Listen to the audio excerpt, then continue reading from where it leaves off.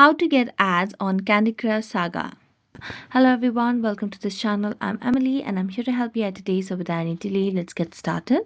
So first of all, launch the Candy Crush Saga application over here.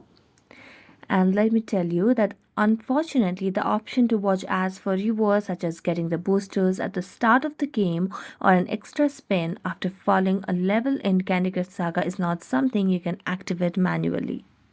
These features are available to certain groups of players randomly, and there is no guarantee of when or if it will be available to all players. But there's hope that these features might become permanent in future updates of the game. And if you are interested in trying Candy Craft Saga, then you just have to keep on playing and looking out for the updates that's coming up every time and again.